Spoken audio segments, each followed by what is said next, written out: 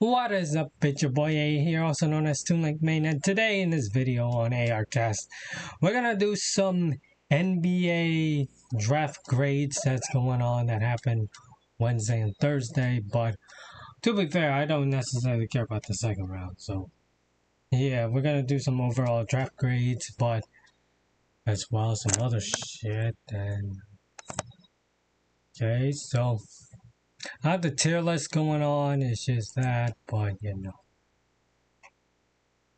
Oh my god, just pause the stupid draft thing.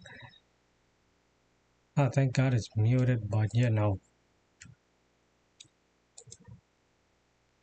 So yeah, let's get right into it, shall we?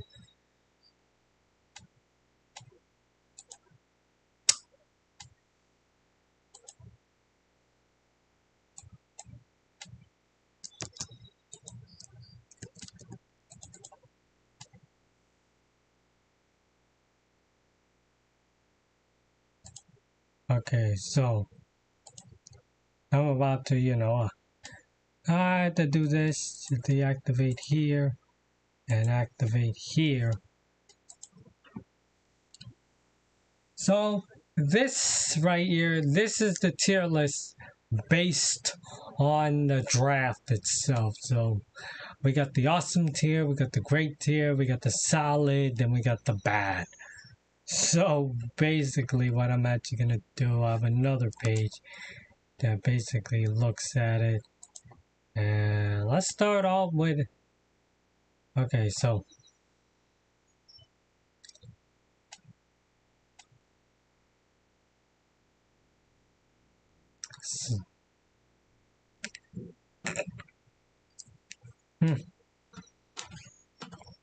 okay, so let's start off with Atlanta. So Atlanta's first, and you know, We're not done no Apple.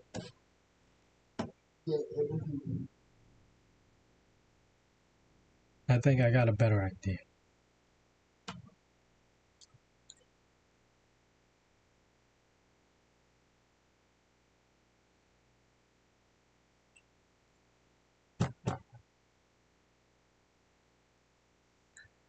I think I got a much better idea. I think I got a much better idea, was it?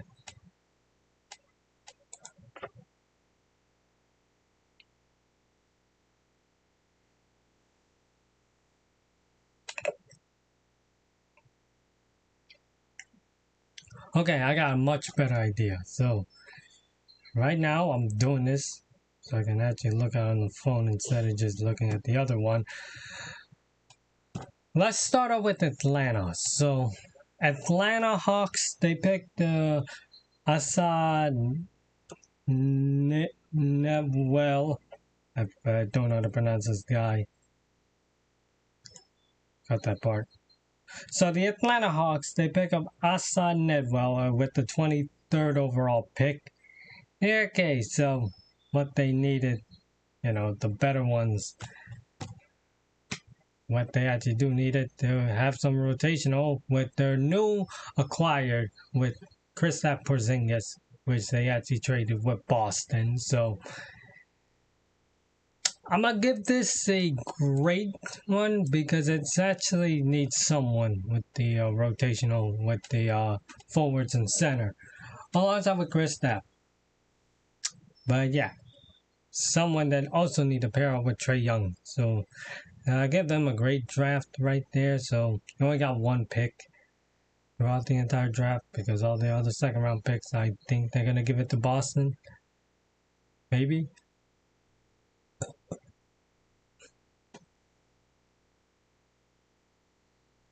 Okay, so now we're in Boston and they got Hugo Gonzalez with the 28th overall pick.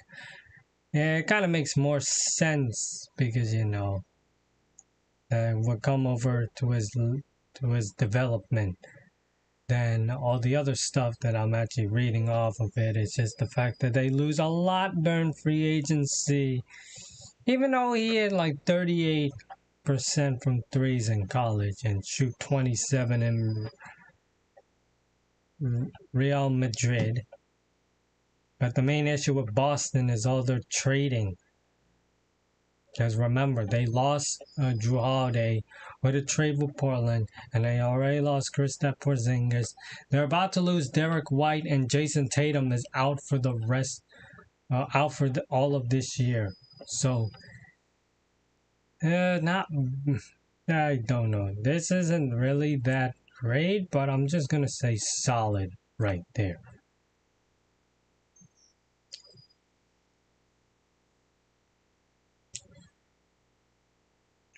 Up next, Brooklyn Nets with the 8th overall pick, the 19th overall pick, the 22nd overall pick, and the 26th and 27. So that's 1, 2, 3, 4, 5 first round picks. Most of anyone right here. Okay, but the issues with all of this is the developing of numbers of 19-year-olds to be strong playmakers, because I think they got everyone else's draft picks. What interesting is that the Nets have another lottery pick. Last year's they control the first round pick before Houston gets it in 2027. But with all those draft picks, I'm still gonna say mediocre, but I'm pretty sure I might get a throw in a solid tier.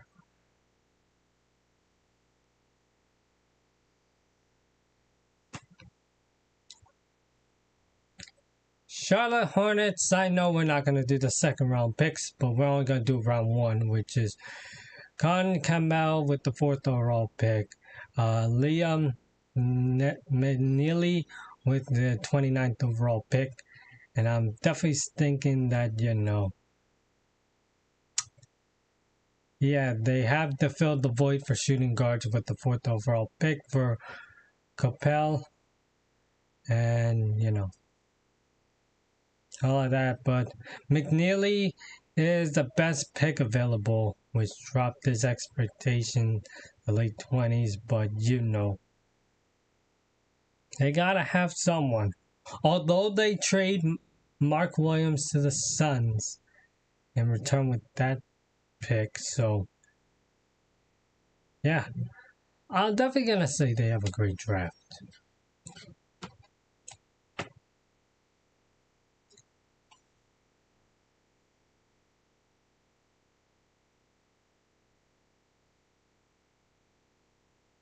Okay, so now Chicago, they got Noah Essingo.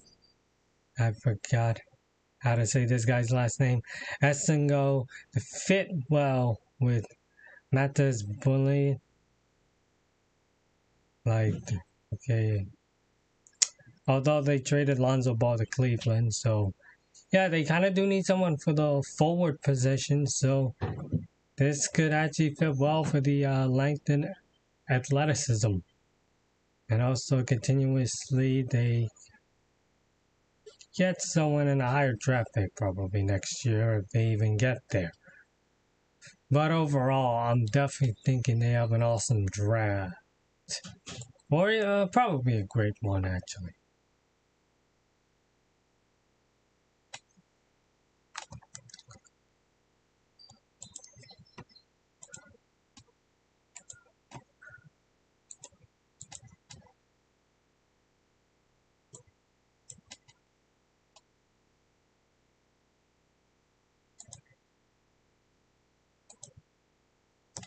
Hold up, I'm about to,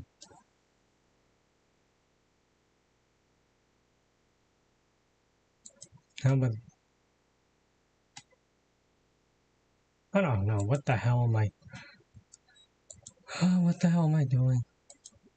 I mean... Deactivate here. Reactivate here, so...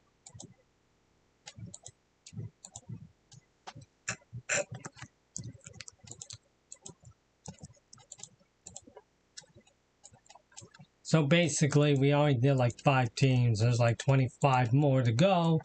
But I'm just going to take a little break right there, just in case if anyone wants to do anything other than just, do that. But, maybe next year I'll be way more precise and precision. Mainly with better stuff to deal with, and I start to believe this room is getting a little bit hot again.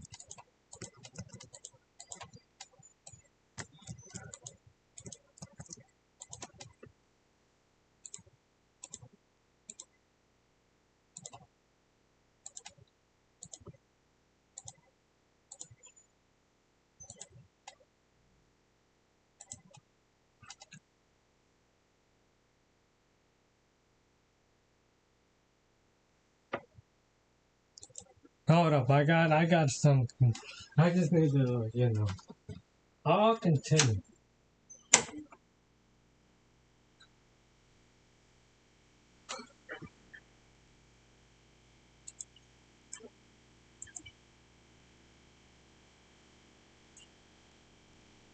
Okay, so up next we got the Cleveland Cavaliers. Basically, Tyrese Proter only in the second round, and yeah, this is just only a second round for the Cleveland Cavaliers.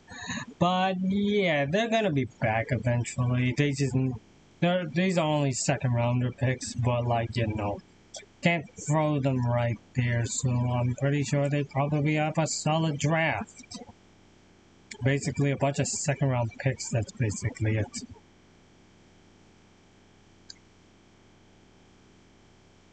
Up next with the Dallas Mavericks, you got Cooper Flag. So yeah, according to that, when they get the first overall pick in the lottery, it was a 1.8% chance to get it.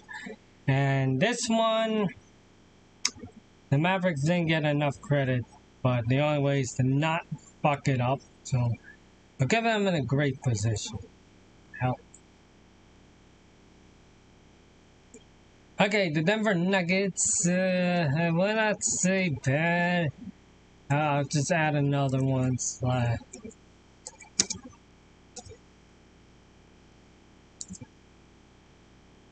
This one, I don't know what the hell they're doing because I don't think they got some of their picks. So I'll throw them in the bad/NA because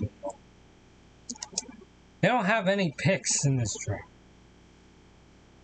Detroit, they only got the second round pick because unfortunately their first round pick goes to, to someone else, I forgot. But they only get this one because they can't re-sign Malik Beasley and Tim Hardaway Jr. So Chaz Leonard just in the second round pick. So I get them this. And of course, with the Golden State Warriors, they only get second round picks with Alex Tooney and Will Richard. And they only got that one, so you might as well just throw second rounders right there.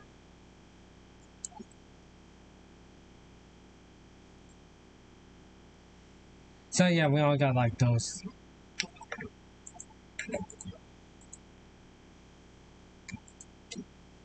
So no, we all got like those people. Eventually, it's just the fact that we're not halfway. We're just only like a few. There's still more. I think there's like hold on. 1, 2, 3, 4, 5.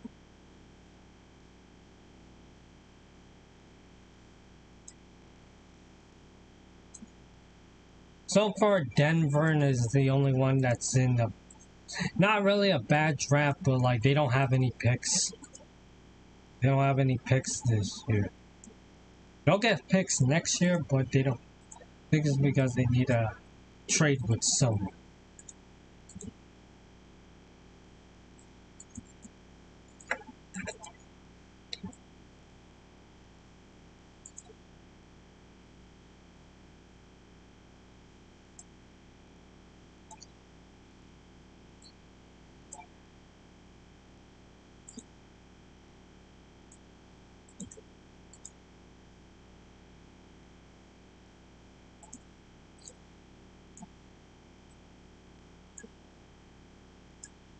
Okay, might as well just go back to the tier list.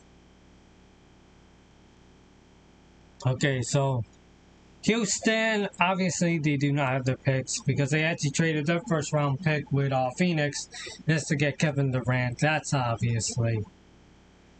Indiana, just second rounders. I know Tyrese Halliburton's actually injured for the entire year next year, so they actually get someone.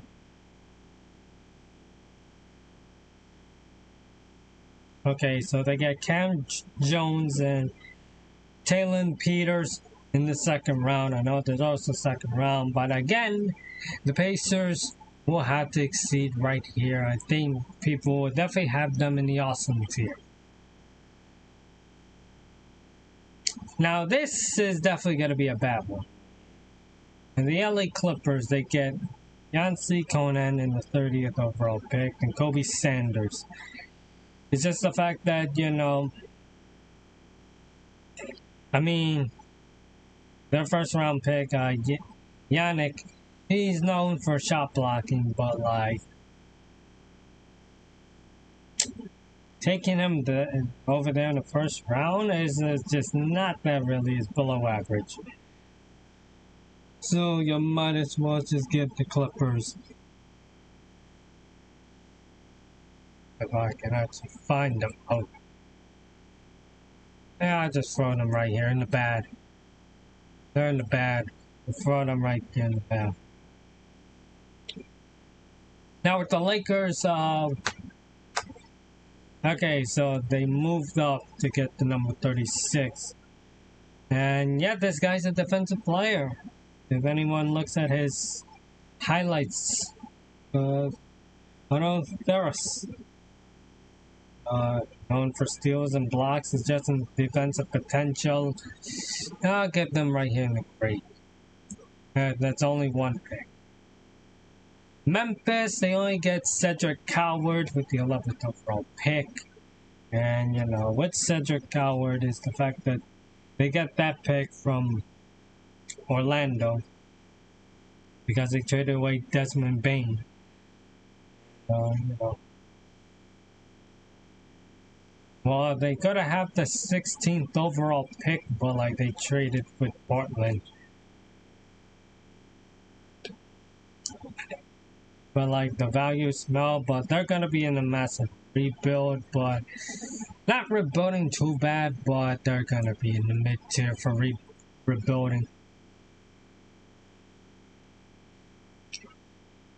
And Miami, they got Kasparin Jackinson.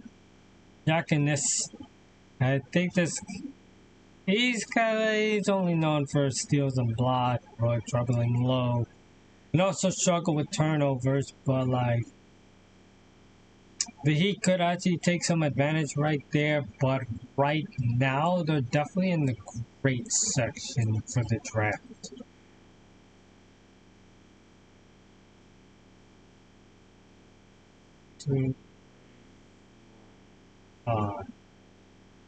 Yeah, our team missed out on a bunch of stuff, but you know. I think I went over 5. Like 5 each. Okay, I do like 5 each, and right now we're gonna do this 10-second countdown. Culture is actually damn good.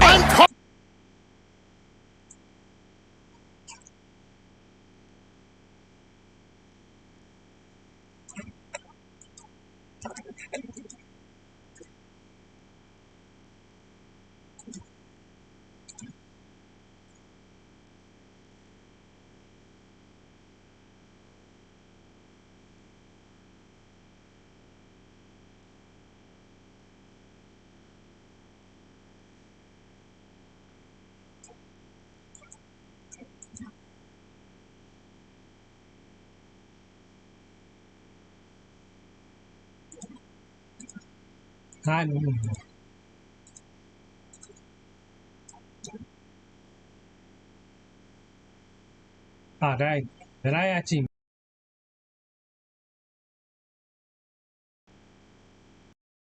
Culture is actually damn good. I'm calling both games. It's past your bedtime. All in my ass.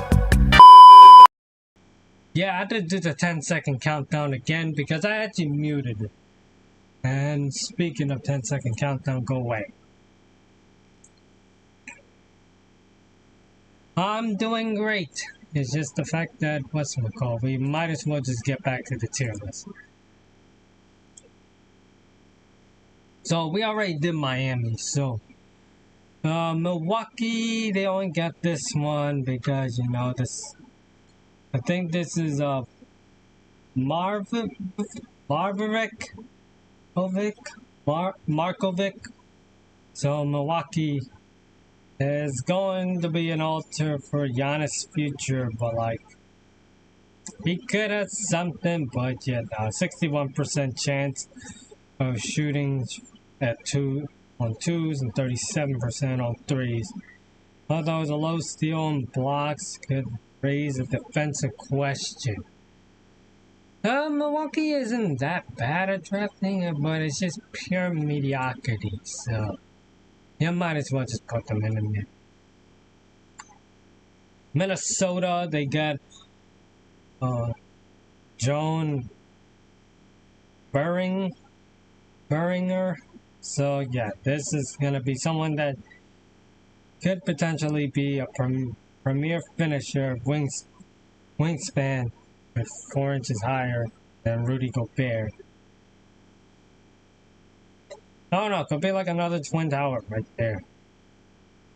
Could potentially fill the void just in case of Gobert tends to age outside of Minnesota. So definitely another solid. Definitely gonna be saying this.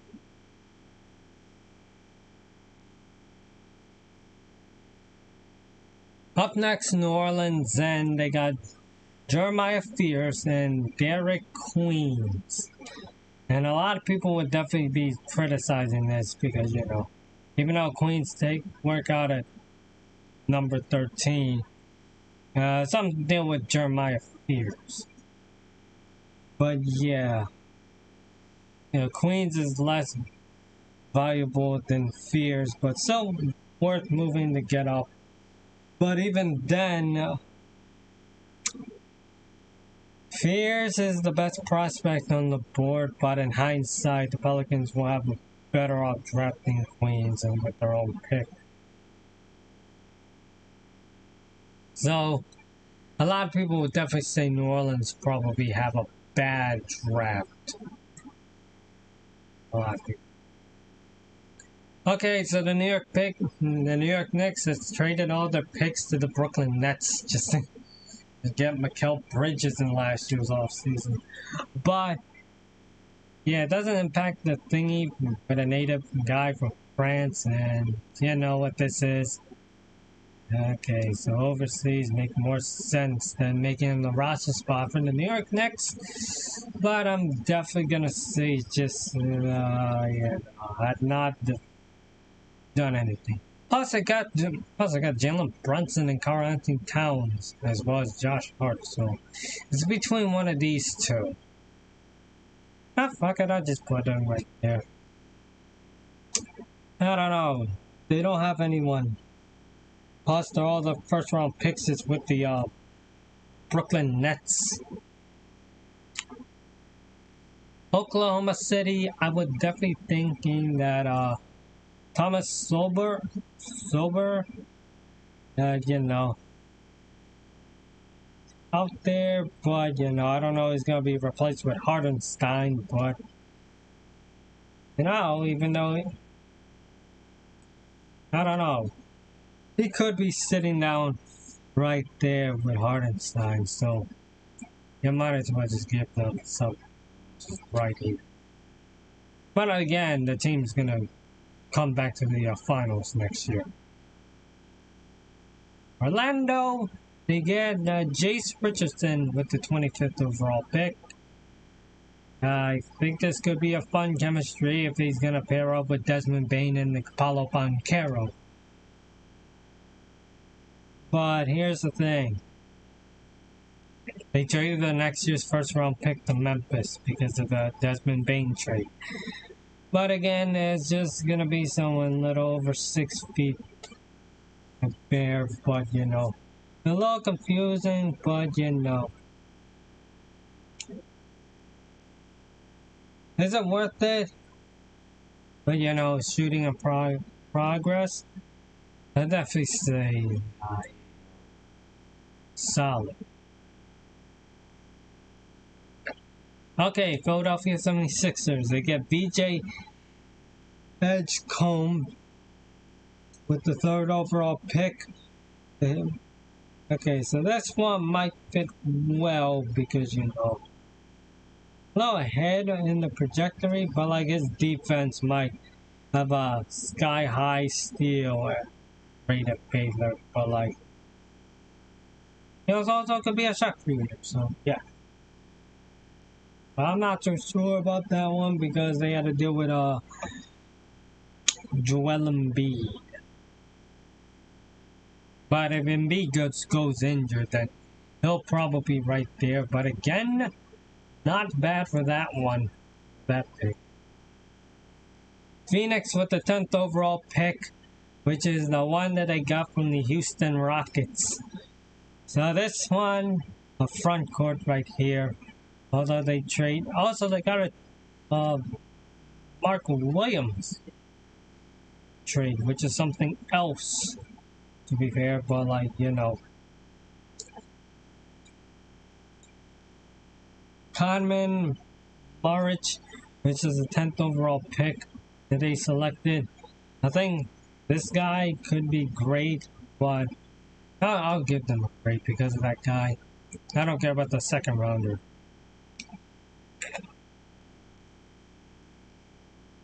Portland, which is they trade the 16th overall pick with Memphis, so they get Yan Hassan, the Chinese dude.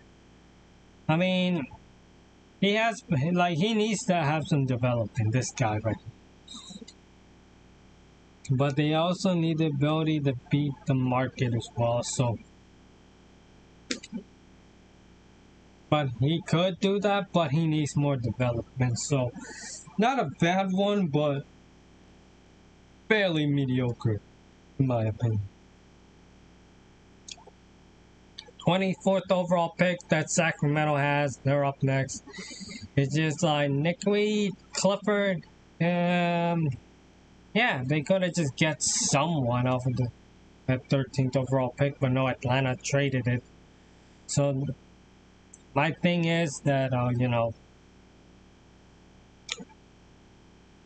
I mean, this is just he needs to improve some skills, but obviously this one not be gonna carry over, so I might as well just mid. I feel like mid at best.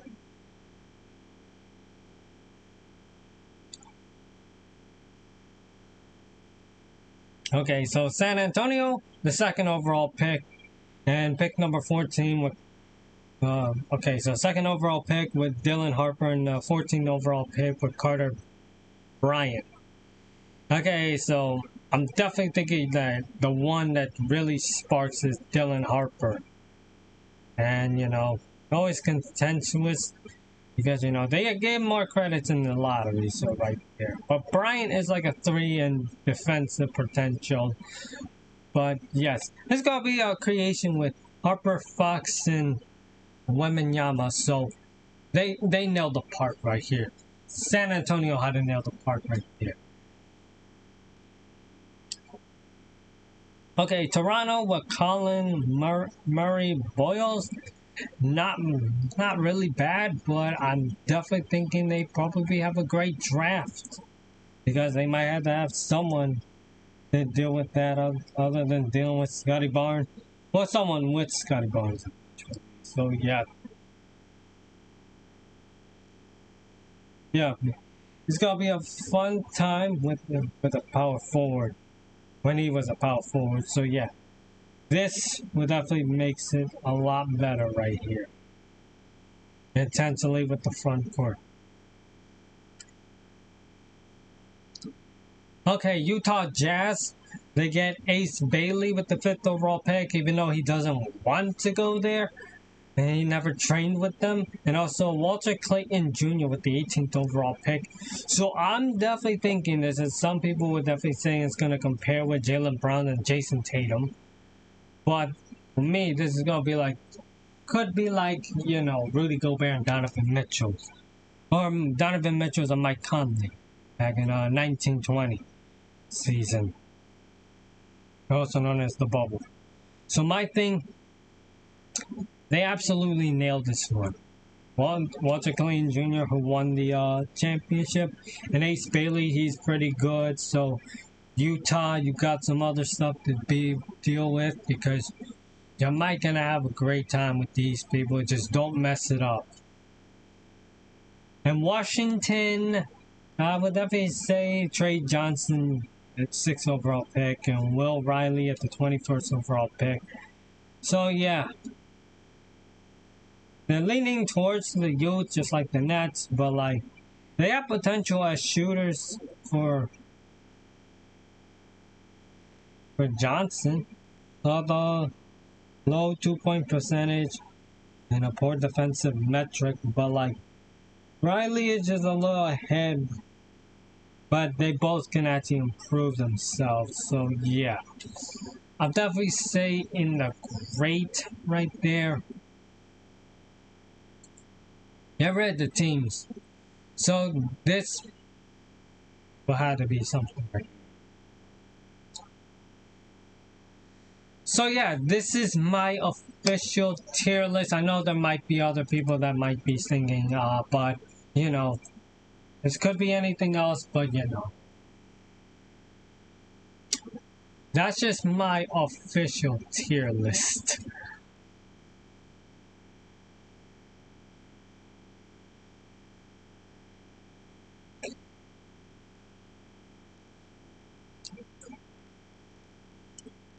But to be fair, this is my official tier list for the, you know, for this.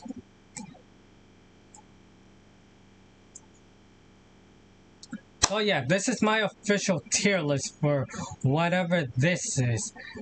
For the NBA draft. For all the teams during the draft. I know there's going to be some changes, like some mediocre teams, but you know. But other than that, I think this is what I can actually think of. It's pretty much accurate what I'm actually doing. I hope next year I will definitely do it more consistent wise and not just slack off way too much, but you know. It's all about the gambles.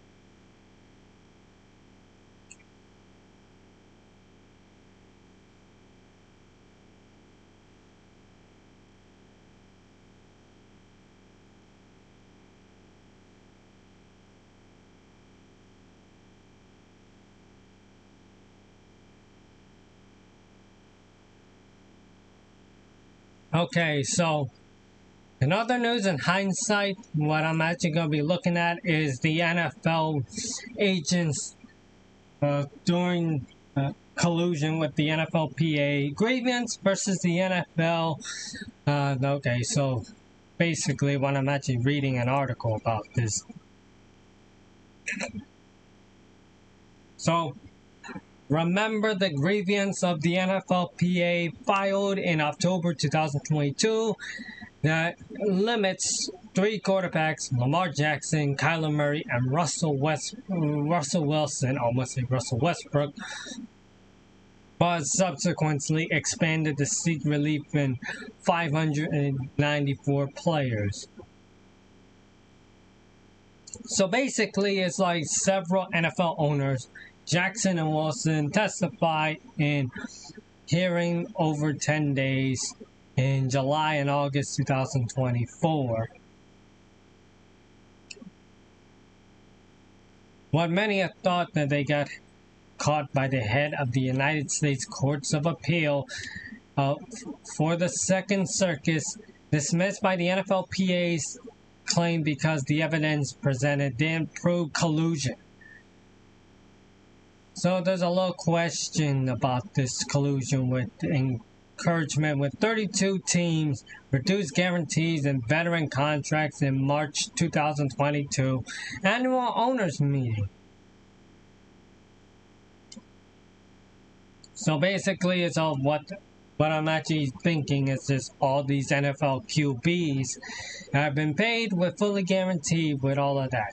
Starts back in March 2022 with Deshaun Watson getting $230 million fully guaranteed for 5 years with the Cleveland Browns in a connection with his trade from the Houston Texans. That he had 4 years worth of $137 million remaining in his contract. That's one example. So a lot of other things with contract negotiators on management, salaries. It's working with management council with the Arizona Cardinals, New Orleans Saints, Tennessee Titans, the LA Chargers, and the Atlanta Falcons, who hold such position that works with management council prior to joining NFL teams.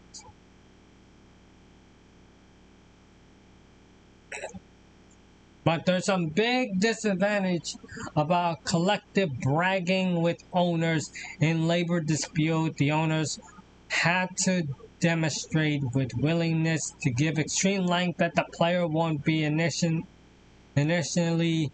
a work stoppage through the lockouts.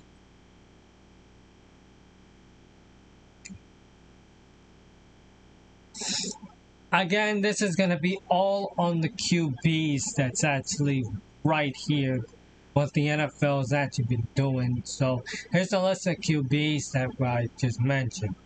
Kyler Murray, remember this with his signing 5-year, $230.5 million contract extension that's worth $235.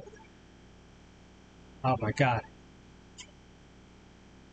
God damn it, I have the fucking pop-up. So remember all of these QBs that I just mentioned. So Kyler Murray with $230.5 million contract extension worth up to $238 million with the Arizona Cardinals at the end of July 2022. But quite frankly, there'd never be a realistic possibility that Murray, because of the Cardinals aren't consistent, a cash-rich team. And here comes with Justin Herbert with the LA Chargers. And during the signing at the end of the 2022 season, he received 5 years, $262.5 million extension worth up to $52.5 million per year maximum. Starting at the training camp in 2023. That's another one. And a couple interests with the Nuggets. Well, Wilson's interaction with the Denver Broncos from his testimony, but you know, even though Wilson has a no-trade clause with the Seattle Seahawks in early March 2022. Speaking of Russell Wilson, yeah, this one. When he was with the Denver Broncos with that trade with Seattle in March 2022. But yeah, Wilson's deal was delayed until August 2022 with a new ownership group that led by Greg Penner, who's the chairman of Walmart, gave him 5 years, $245 million extension start of the 2022 season. Because remember, he got cut during the 2024 offseason because of the injuries and inconsistency with the Broncos. So now he joined the Pittsburgh Steelers in 2024. And in 2025 he's with the Giants. So yeah, the Broncos in general, he collected $122.5 $79 million from his stint with Denver, who has like $51 million left in 2 years in Seattle. And last but not least, it's Lamar Jackson, who of the Baltimore Ravens, who signed a $260 million in early 2023, which his actual deal had been $185 million overall guaranteed, which $135 million were fully guaranteed. And those guaranteed money has set an NFL record $72.5 million signing bonuses. But even then, Jackson was likely to have another deal since 2025, and he could have another one in 2026. But unfortunately, the $74.5 million salary cap is a number that is unattainable. So yeah. So the Ravens just gave him a non-exclusive franchise tag for $32.4 million in 2023. But yeah. But the Ravens would have the likely to match a legitimately concern. In overall hindsight, it's the fact that all these types of stuff that the NFL is doing is a collusion with these QBs off of their deals, off of the contracts that they need, that they really signed during these off season, yet they just wanted to do something else, like I don't know. It's not my fault, it's the fact that it's just that.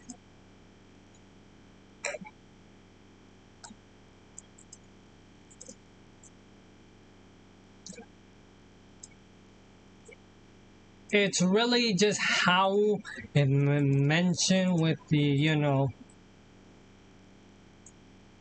it's just that. It's just like, what the hell you're doing with, it's just like, from my perspective with these collusion, it's trying to invest in the QBs that are in the market, trying to throw a crap ton of money, and that's how we're actually going to be doing to pay them. You pay the QB the money instead of just investing on their damn talent, which is something that the NFL just kind of lacks of, but, you know, I don't blame them. Not one bit, but I don't blame them at all.